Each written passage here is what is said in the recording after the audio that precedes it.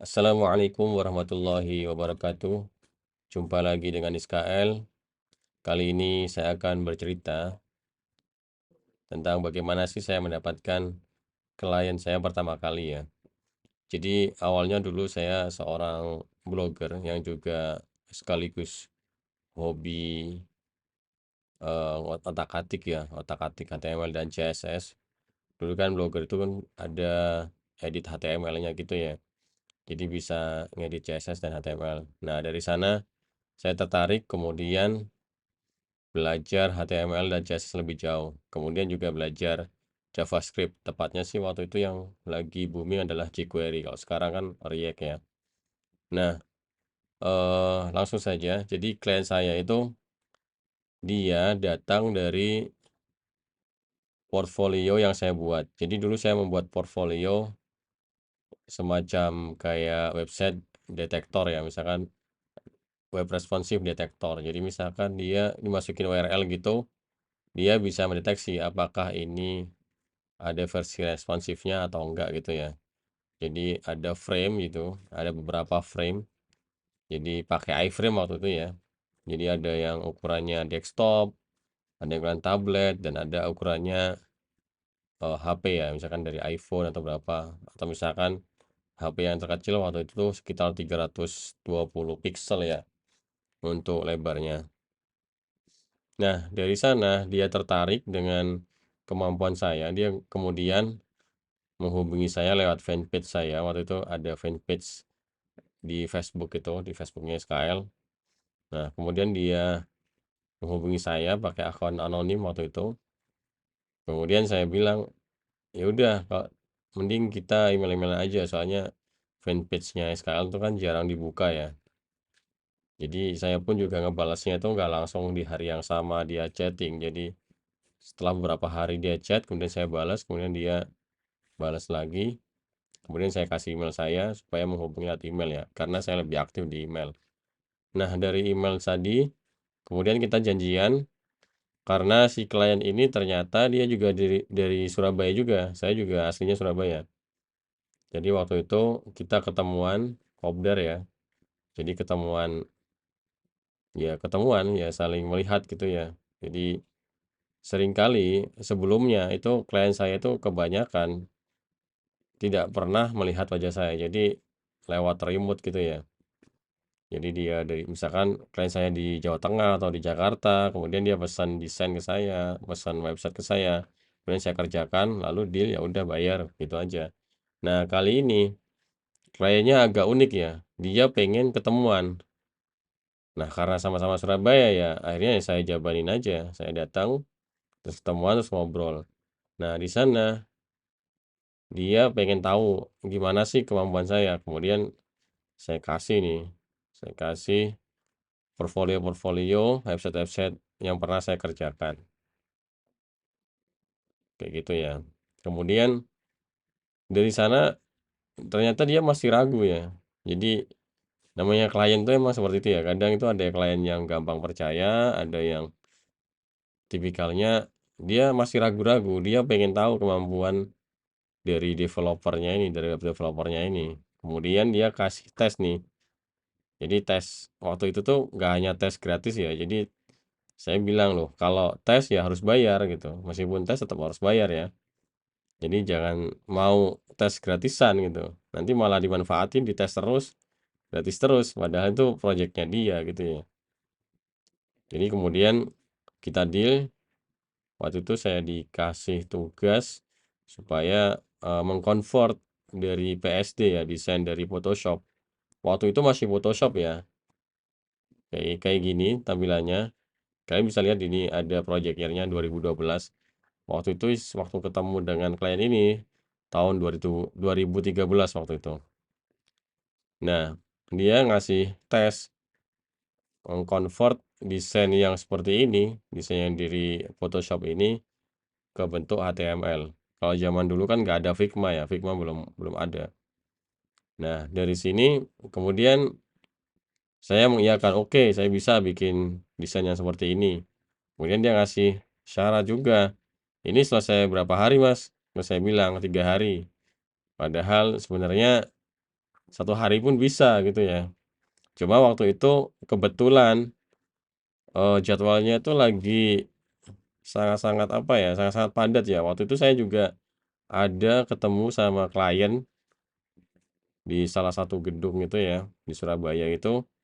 Kliennya juga dia buka jasa web ya, buka jasa web dan dia butuh, orang buat gantiin karyawannya yang udah keluar. Nah, kan butuh 3 hari kan. Nah, saya, 1 hari saya kebuang buat ketemu klien yang tadi itu, yang bikin yang apa, yang pengen ngerekrut karyawan. Nah, otomatis, waktu saya tinggal 2 hari ya. Nah, sebenarnya bikin kayak gini tuh mudah banget ya, jika kalian sudah tahu HTML, CSS basic-nya, dasar-dasarnya, intinya, inti-intinya, fundamentalnya, maka bikin, tampilannya seperti ini tuh sangat-sangat mudah. Kalau sekarang emang mudah ya, kalau zaman dulu tuh agak tricky gitu ya. Jadi kalau kalian nggak paham basic-nya CSS itu agak sulit. Nah, ini hasilnya, jadi seperti ini ya. Waktu itu masih belum ada responsif, ada sih responsif, cuma waktu itu dia nggak minta responsif kayaknya. Jadi saya buat seperti ini. Nah, ini kalau di hover bisa keluar seperti ini, bisa membesar. Kemudian ini juga bisa di-scroll ya. Yang sebelah kanan ini bisa di-scroll.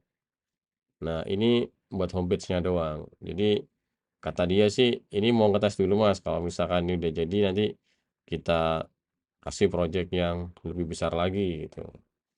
Nah, ternyata emang beneran. Jadi dia emang kasih project yang lumayan banyak sih. Waktu itu untuk yang project kecil, untuk project pemanasan tuh sekitar ada 2 ya, 2 atau 3 gitu ya project kecil, yang saya kerjakan paling cuma butuh 2 sampai 3 hari selesai. Ada lagi yang project besar, jadi saya membutuhkan waktu 14 hari sampai 1 bulan ya. Waktu itu sih websitenya sih berbasis WordPress ya, kalau nggak salah ada 3 kali project gitu ya, 3 kali project besar, dan dia dulu pernah menawarkan ke saya, "Mas bisa bikin web yang kayak 9gag ya, 9gag nggak?" Kalian pasti tahu ya 9gag ya? Nah, saya bilang, "Waduh Mas, kalau 9gag itu butuh apa, resource yang apa, yang resource yang besar gitu loh." Jadi untuk ngoding kayak 9gag itu waktu itu sesuai kemampuan saya, waktu itu saya emang nggak mampu gitu loh. Itu butuh butuh pemahaman tentang database, tentang server dan lain-lain gitu ya, PHP yang juga harus mendalam. Sedangkan waktu itu saya masih PHP-nya itu masih sangat dasar ya, dan saya lebih paham PHP yang versi WordPress-nya ya, daripada yang bentuk PHP vanilla kayak gitu. Akhirnya ya saya tolak. Kalau sekarang sih kalau misalkan kalian mau bikin website yang kayak 9gag saya bisa sih, bisa kayak gitu. Karena emang, setiap tahun tuh pasti kemampuan seseorang itu pasti bertambah ya, asalkan mau belajar pasti bertambah. Nah, seperti itu. Nah, ini sekelumit cerita saya tentang bagaimana sih, saya mendapatkan klien pertama saya, dan dari klien ini tuh cukup lumayan long term ya, sekitar 1 tahun lah saya bekerja untuk klien ini, bekerja sama dengan klien ini. Nah, intinya adalah jika kalian ingin mendapatkan klien, misalkan kalian baru pertama kali belajar website ya, kemudian udah yakin nih, "Oh, aku udah pede nih, aku udah bisa bisa buka jasa nih." Coba kalian buat portfolio yang menarik ya. Jadi ketika orang lihat itu langsung, "Oh, ini kok bagus ya, ini siapa yang bikin?" Gitu. Kemudian dia bakal, email kalian, memberikan tes-tes juga pasti kayak gitu ya. Jadi nggak langsung langsung pesan tuh nggak mungkin. Biasanya memberikan tes-tes kecil, ketika mereka sudah percaya, mereka bakal memberikan project yang besar kepada kalian, kayak gitu. Jadi jika kalian penasaran ya lebih jauh gimana sih trik untuk mendapatkan klien, kalian bisa komen di bawah ya.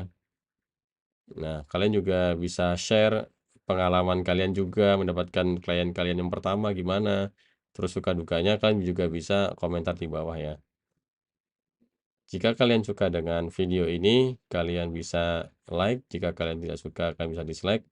Jangan lupa untuk subscribe SKL untuk mendapatkan curhatan-curhatan ya, pengalaman-pengalaman tentang bagaimana sih mendapatkan, klien dari kemampuan kalian, misalkan website developer atau Android developer, kayak gitu ya.